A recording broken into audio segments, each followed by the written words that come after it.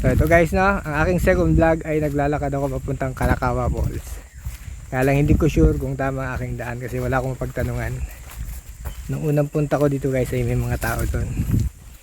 Hinintay ko nga si kuya, sundin niya na yung mga anak niya, mga bata. Sasabay sana ako kaya lang wala pa rin, no. Kaya guys, nakita niyo sa likod ko at iharap ko yung camera. Medyo hindi ko guys umpisahan yung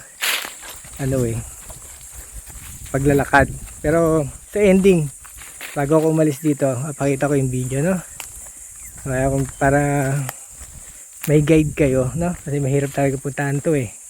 Lalo pag wala kayo na pagtanungan. So ayan guys, so yan ang lalakaran nyo rito, no. Siguro mga 5 minutes pa lang naman ako naglalakad. Yan, no. Yan guys, ha. Medyo may kahirapan tong Kalakawa Falls. Ito nga pala guys, ang Kalakawa Falls ay sakop na Nasugbu to, no. Pagtanong lang natin do kung anong tawag dito, anong barangay, no. Yan, sana guys tama itong tiyatawag kong daan, no. Cut ko muna yung vlog ko guys, ha. Ito guys, meron ditong bamboo. Sana tama yung daan ko, no? Hindi tayo naligaw. Kasi dito ay para kang umakyat ng bundok.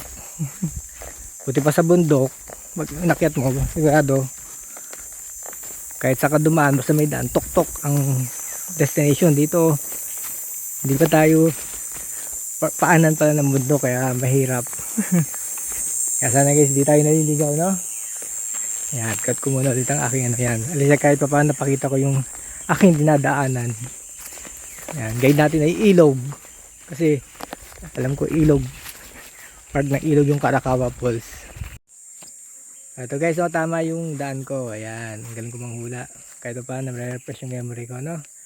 Ayan guys, pag nakita nyo yung mga bamboo na, kaliwa na kayo rito. Ayan guys, diretso na tayo sa Kalakawa Falls. Ay, sorry guys, hindi pala doon, diretso pa dito, ha. O ayan, para makita nyo yung mga bamboo na yan.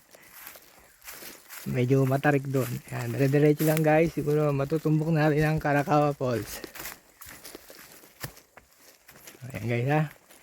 Yan gaganda pumunta rito. Kaya kung mahilig sa adventure, at siyempre ride na sasamahan nyo ng adventure, dito na kayo sa Kalakawa Falls. Ayan, kaya nga binalikan ko to dahil dito sa Cavite ay meron ganitong lugar, no. Ayan guys, ha. So baka dito na. Ayan, ito na nga guys, palusong, no. Mas mababa ang baba dito kaysa doon sa kabila. Tarik. Ayan. Okay, malito tayo pabalik, hindi naman siguro. Okay guys, no. Tapos hindi pa rito natatapos yan. Maglalakad pa tayo papunta doon. Ayan, nakita yung mga bato na yan. Dahan-dahan lang kayo dyan guys, ha. Ayan. Ito na yun guys, sakto-sakto to, wala nang ligaw. Ayan, na nasa umpisa na tayo ng Kalakawa Falls. Ayan, daming nalipad. Ayan guys, ito na yun. Ayan guys, ha, medyo naglakad pa ako konti. Ayan yung view, may malaking bato.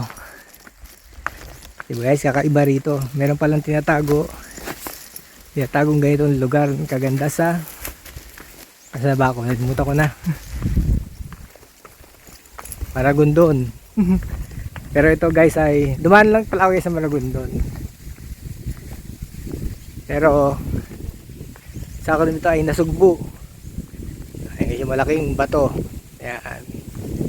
Ewan ko nga ba, tawag na Kalakawa Falls pero wala akong nakitang falls dito. Pero anyway, sabi nung ni kuya nung unang punta ko rito, pag daw umuulan maganda pumunta rito.